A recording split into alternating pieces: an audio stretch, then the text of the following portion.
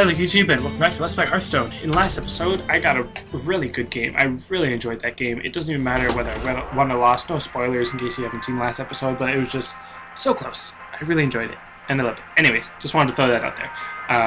And now this should be Friday for you, hopefully, probably, if I'm uploading these on the right schedule and timing or whatever. Yeah, this should be Friday. I probably uploaded a video on Saturday last week, but I'm not entirely sure because I still haven't uploaded that. I'm recording this on Thursday of last week for you. Probably, or possibly 2 weeks ago, depending on when I upload this. Anyways, so I'm just going to keep playing ranked until I get to level 20, and then we'll just see how that goes.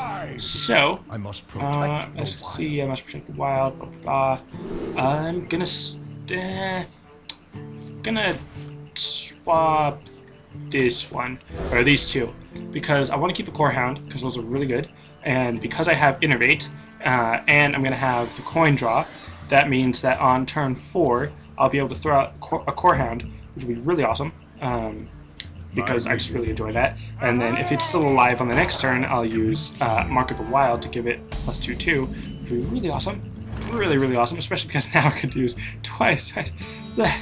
I don't know why I just totally lost my voice at that moment, because I could raise it up by 4 points in health and attack to make it a 13-9 core hound with taunt. That would be so amazing to have, even though I'm sure he would be able to just destroy him in one turn as soon as I play it. Okay, let's do this. 2, 4, 5, that brings me up to 7. I am really going to enjoy this. I can't activate that one yet. I have to use 2 Innervates and a coin to throw out my core hound. I love that. I don't know why I get so happy about that. Just using a core hound on my second turn. That is one of the most amazing things to ever happen, in my opinion. I don't know why I find that so amazing. Although I wish maybe I could have waited one more turn so that on this next turn I would have had wow, that was really powerful. I didn't even realize what card did you just use? Murloc Tidehunter, because of wow, all of the Murlocs have +2/1. Okay. Oh man, see, that's another thing that I really enjoy about this game, is that even when I get destroyed by a Murloc, when my I don't know why I'm so happy about this. It's just so ridiculous. I summoned a core hound on round 2, and then it gets destroyed by a Murloc. I don't know why I'm thinking that's so hilarious, but I'm gonna really enjoy this match as well, even though he's totally gonna destroy me with his cards. That was just so amazing in my head. So yeah, and I'm gonna throw out a Shield Master, even though he's gonna destroy it in the next turn, because he has more than enough to destroy all of my cards and my life. Let's see, he has 5, 8, 12, 17 attack on his side. I have 5 health on mine, so he could probably kill it all, or kill me. Yeah, he could, if he uses his, what is this? Move that out of the way. Yeah, if he uses that one, Cold Light Seer, to kill it, and then just use that, that was just well played. Well played. I don't even care that that was a 3-minute game. That was ridiculous. Almost a 4-minute game. I am happy with that. I am completely content with how that happened. I can't even explain why I'm so happy about that. I mean, seriously, I mean, I'm trying to focus and actually give good commentary, but it's just making me smile so much that I was able to use 2 Innervates and a coin to summon a core hound on turn 2, and then he was able to summon those 3 or 4 Murlocs and just destroy it, and then destroy me. That was amazing. I'm really happy about that. Although I wish I might have potentially survived if I had used a War Golem rather than a Core Hound, because they have more health, even though they have less attack power. But I'm okay with that. I'm alright with that loss, just because of how happy I am about all of that. I really do want to make a not necessarily a pure Murloc deck, but a strong Murloc deck, probably with a Warlock.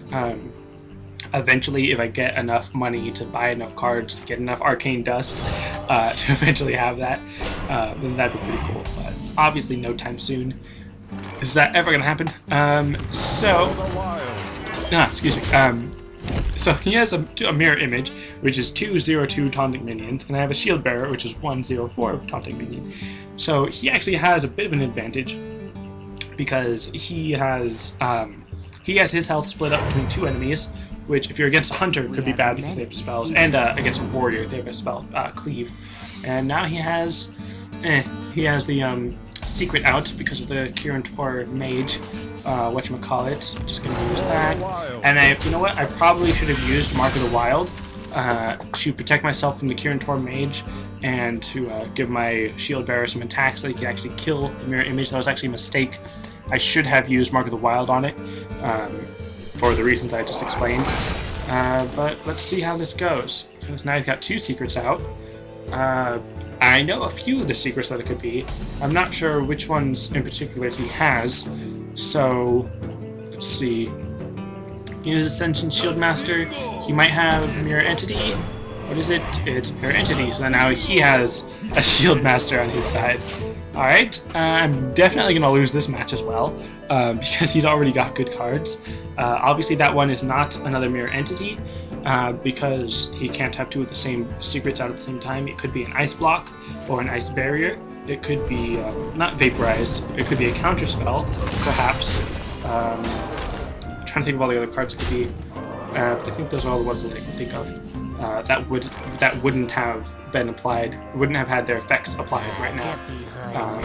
So anyways, I'm using the Bodyguard rather than the Shield Master because I've only got 5 Mana Crystals, so that I want to use up all of my Mana Crystals.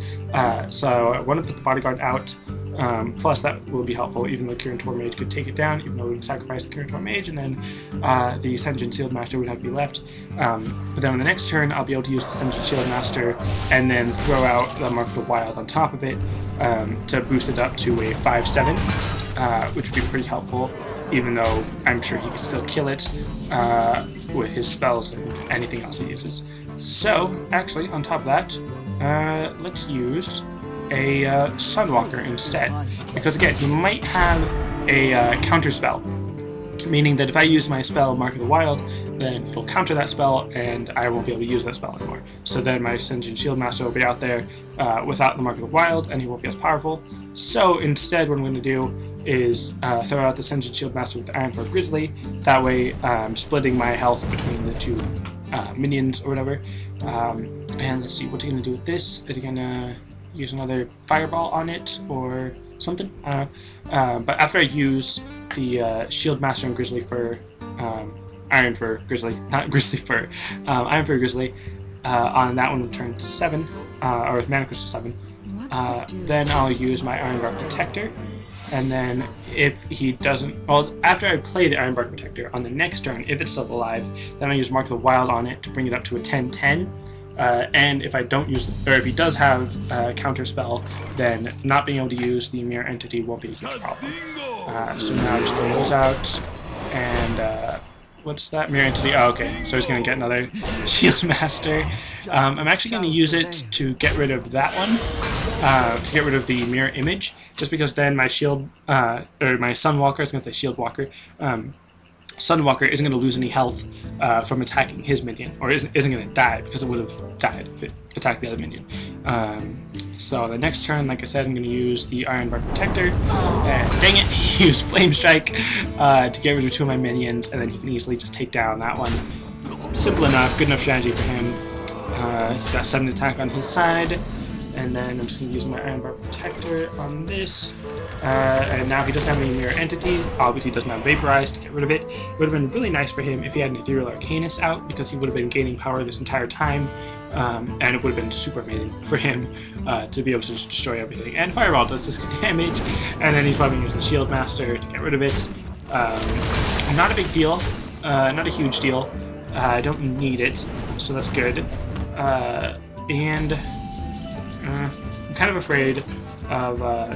Alright, this is going to be better. I wanted to use Lord of the Arena and then Mark of the Wild, but I want to use Mark of the Wild on this one just to see whether or not he has Counterspell.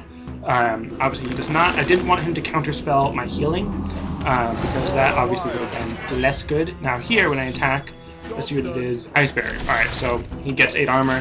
That basically counteracts my plus 8 health. Obviously not entirely, but not exactly, but pretty nice. Now I know what that spell was. I know it wasn't a counter spell, so it kind of wasted the Mark of the Wild. Not entirely, because now if he was to attack that, they both kill each other. That's fine. And now he has an Archmage Antonidas. And now he's just going to totally destroy me, because every time he casts a spell, he gets a Fireball put in his hand. And with that mirror image, that means I'm not going to be able to attack him at all very soon. And he's using spells, so he's getting fireballs that he can use, and he can just constantly use those one after the other, which is going to be really bad for me. So I've pretty much already lost this. I kind of lost this a long time ago. Lost this match a while ago. So let's see. He should have 2 fireballs in his hand. He might only get 1 per turn. Might have been debuffed or nerfed or whatever. So it only costs 4 mana. So yep, well played. I had 1 or 2 good moves in there somewhere, so I'm okay with how that happened. But that first match this episode was ridiculous. I don't even know why I'm still so happy about it. So anyways, yeah, that's a decent match. I like seeing mages that are actually good at being a mage rather than my Murloc deck, which was ridiculous.